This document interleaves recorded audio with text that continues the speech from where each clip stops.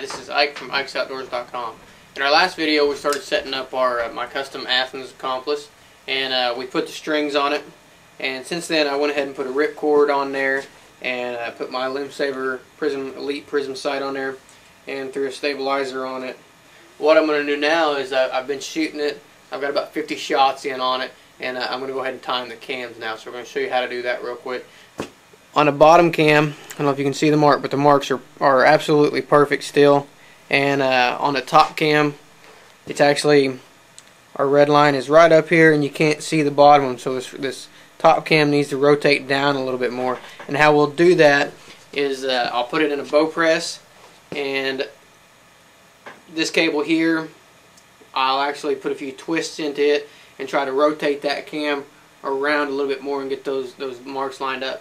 Now I will also, I'm not going just by the line, that's a good guideline, but I'll also put it on my scale here and pull it down and eyeball it, and then I'll go ahead and put it on my drawing board too, and measure it out with my calipers to get the thing spot on, absolutely perfect. Okay, so what I've done here is I've got the bow pressed, and again I'm using this Bowmaster portable press, which is turned out to be really useful. And I've taken one of the cables off my top cam, and I'm going to put a couple twists in it. And I'm going to put a couple twists in it, and I'm going to let it down. I'm going to see how my cams look from there. If I need to adjust them again, I'll press it again, and I'll twist the cable that needs twisted, and go from there until the cams are in time. And after that, I'll check it at full draw and make sure everything's in. I'll also shoot it another 50 times or so and make sure everything's in time, still in time at that point. Okay, so we're ready to time this cam. What you're going to need to do when you're ready to time it is, depending on the way that your cam needs to move, you're going to have to take one of these cables off and put a twist in it, or take a couple twists out of it.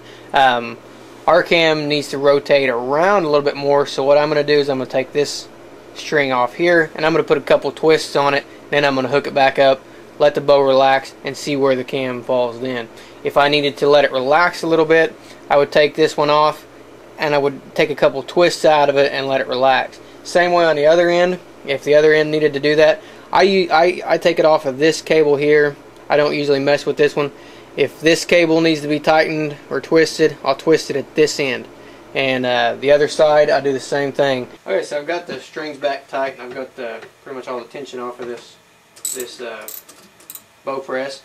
And I can see I've made some definite improvement. It's almost there, but it's still out just a little bit. So I'm going to press it again, and I'm going to take this same cable and I'm going to put a few more twists in it. Because the bottom cam is still perfect. It's still right where it needs to be. So that's the thing about timing cams, is you're going to press them, adjust your cables, let it up, and you're going to adjust it, or you're going to have to put it back in the press if you see that it's out, and adjust it again. It's a lot of in and out of the bow press.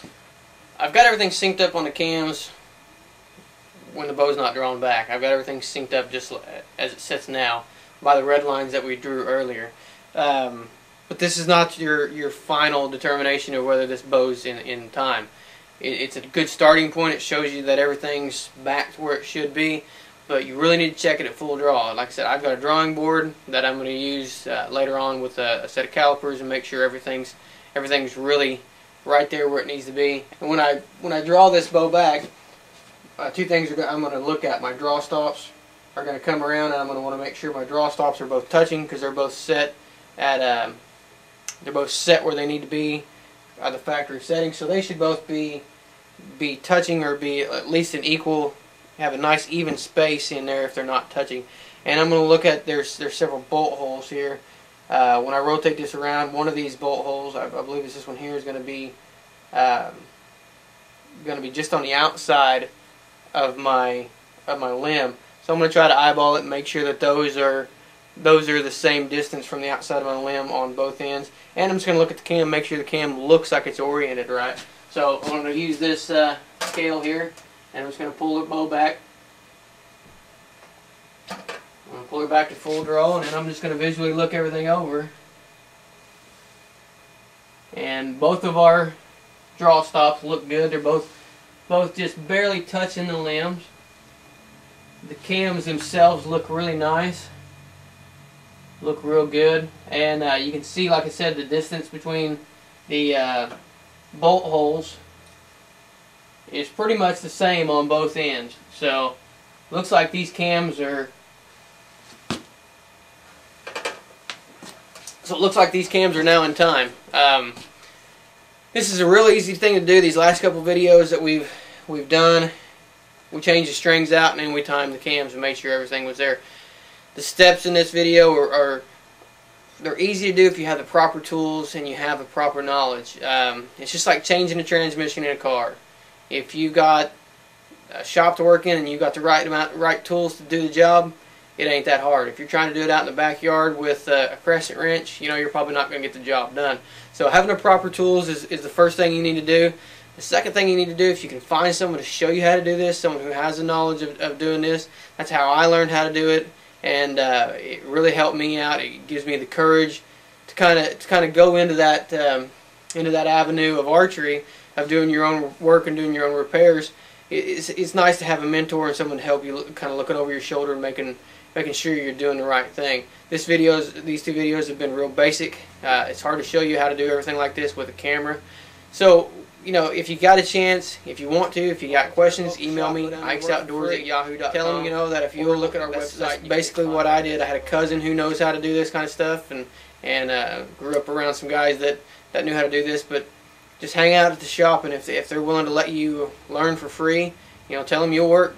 You may end up doing more of sweeping floors, fletching arrows, and things like that. But spend some time at your local shop, get to know your local owners, and be willing to help them out on the weekends or whenever you have some free time in exchange for their knowledge. So what we did when we started out, I'm just going to go run through this real quickly. The first thing I recommend when you start changing strings and timing cams is to take pictures of everything. Make sure that you got good pictures of both sides of your cams, so you can look at them and make sure that they're have a reference to go back to. Second thing that we did is we checked and made sure that the cams were in time at full draw, and we made marks on both the cams on the bottom side and top side of our limb. And then we changed our strings, and we did that one string at a time and kept them all nice and orderly and kept everything in its right place.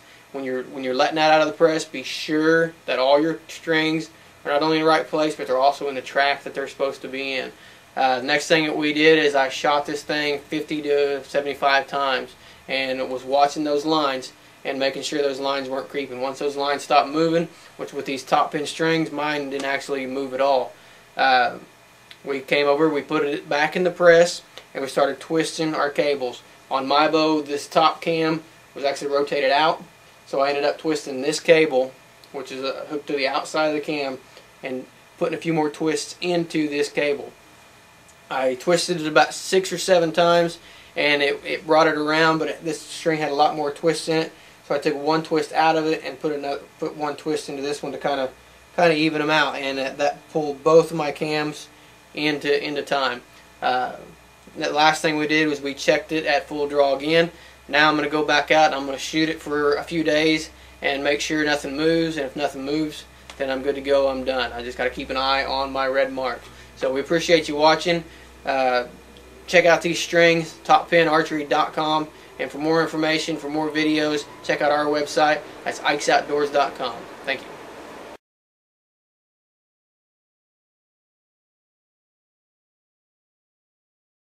I like good times, good wine, good smoke, and a 5-piece bed. And I can't